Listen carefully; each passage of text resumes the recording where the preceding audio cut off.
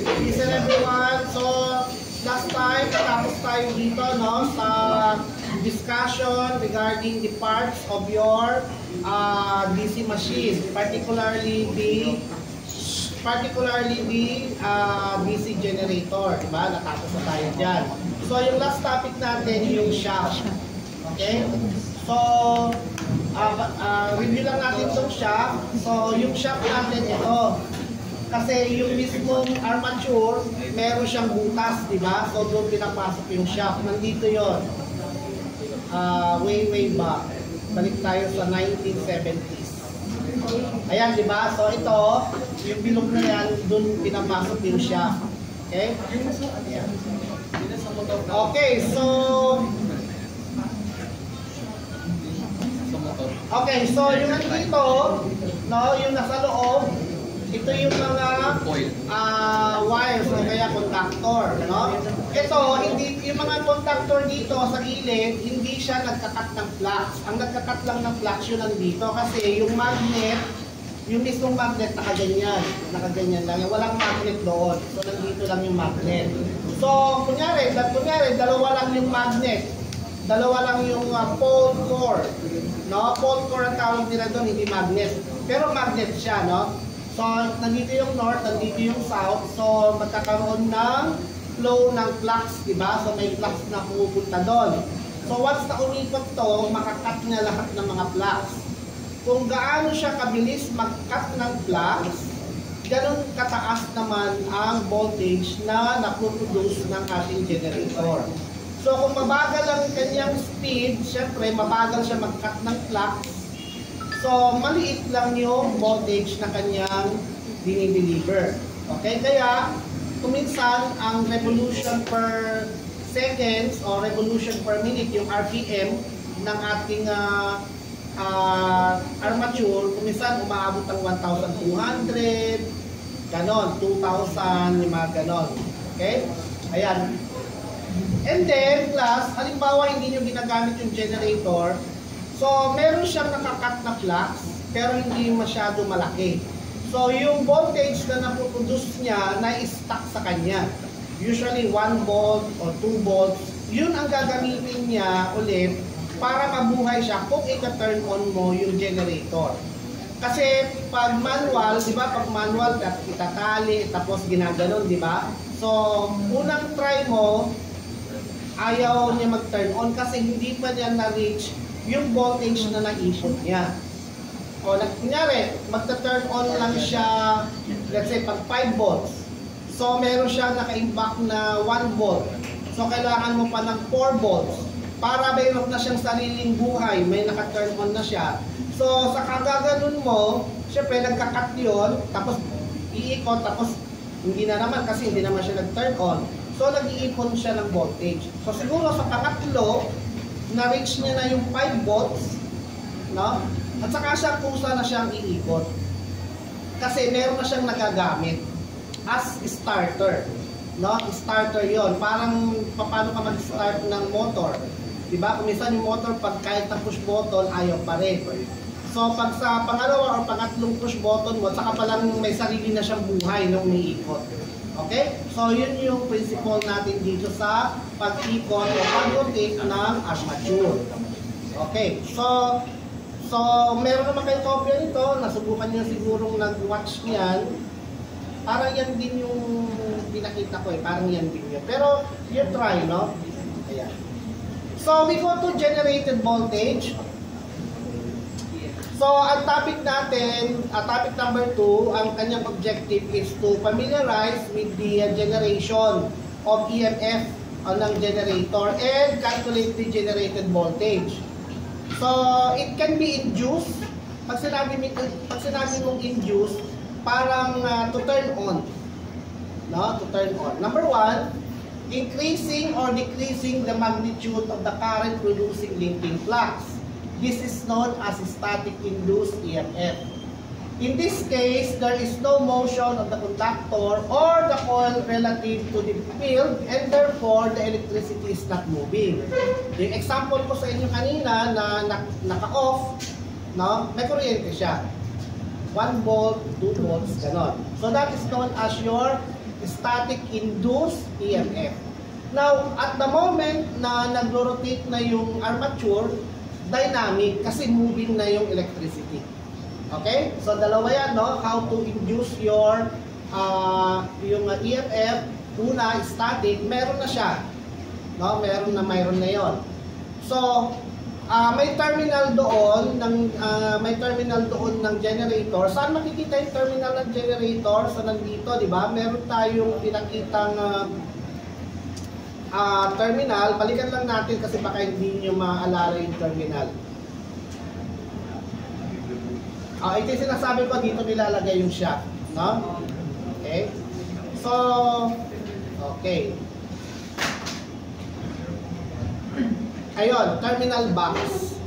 So, may mga ano yan, no, na pwedeng ipit yung mga wires, no?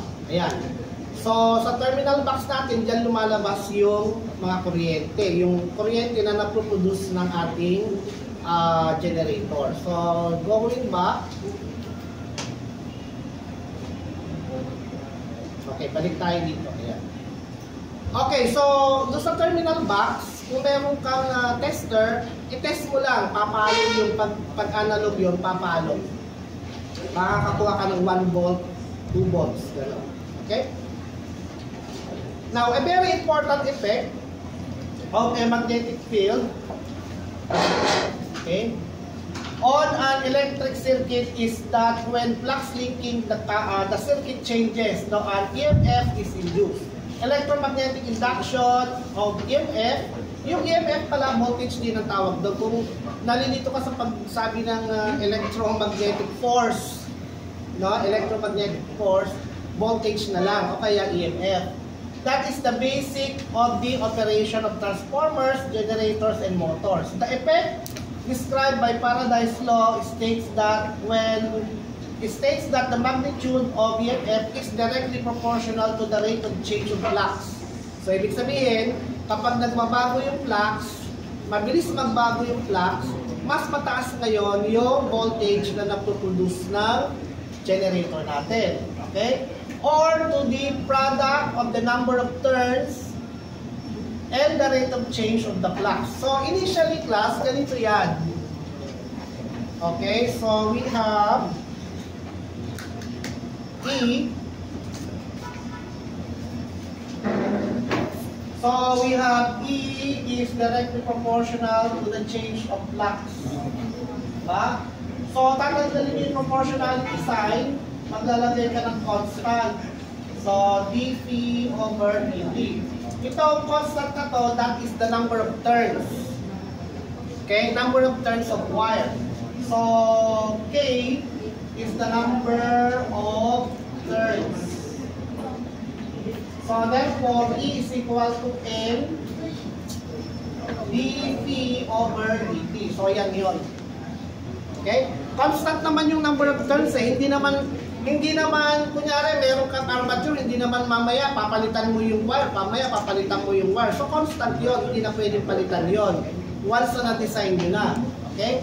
Now, dito, the direction of the induced EMF is governed by Lenz's law, which states that the induced EMF with different polarities induces current whose magnetic field opposes the change in magnetic flux. So, kung ang magnetic flux mo going to the, ang magnetic flux mo ay clockwise, yung voltage natin counterclockwise. Palagi siya nag-o-oppose. Okay? Palagi nag-o-oppose, kaya mayroong negative. So, itong formula na to, yan ay tinatawag nating Lenz's law. Okay? Opposition ng flow ng magnetic flux. Okay? Now, factors that affect the generation of EMF, yung length ng conductor na nakaikot dun sa armature, yung velocity ng armature, yung magnetic field, at saka yung angle ng conductor. So, may pinakita tayong video last time, di ba? So, may angle yon. So, depende sa angle. Okay? Now, sa CGS, kapag isang conductor lang, ito yon. BLB sine theta times 10 raised to negative 8. Negative 8 siya kasi Maxwell. Kung walang negative 8, sa MKS system, lines, tawag to Weber. Diba? Maxwell is equivalent to Weber. Diba? Ayan. So, ito yung conversion factor kaya nagkaroon ng negative 8. Okay? So, same lang din. Ano ba yung B class? B. Magnetic field. Diba? Yung L, that is the length. Yung B, that is the velocity. Tapos yung theta, no, yung angle ng conduction. Okay? So, halimbawa may magnet ka dito, no? So, yung conductor mo nandito, okay? Nakat niya yung conductor. And that is 90 degrees. Habang tumataas siya, pakunti ng pakunti yung conductor na kanyang nakakat. So, parang sinabi mo na ito, naka-horizontal sa flow ng flux, halos wala siyang nakakat eh. Pero pag nakaganyan siya, di-cut niya lahat. Diba? Eh, mabilis yung ikot nun. So, ilang beses niya nakakat yun.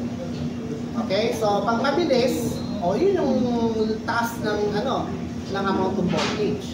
So, halimbawa ganyan, affected siya, ilan ang nakat niya kasi naka-angle siya. So, ito, hindi niya makakat to. Diba? Ito lang ang makakat niya. So, pag 100% nakat niya yun. So, pag ganun niya, so meron ulit dadaan. Kasi naka-slant eh. Pag nakaganyan, so lahat yun dadaan papunta doon sa kabilang side ng magnet. Okay? So, depende yan sa kung nasaan na yung conductor mo sa pag-ikot. Ayan.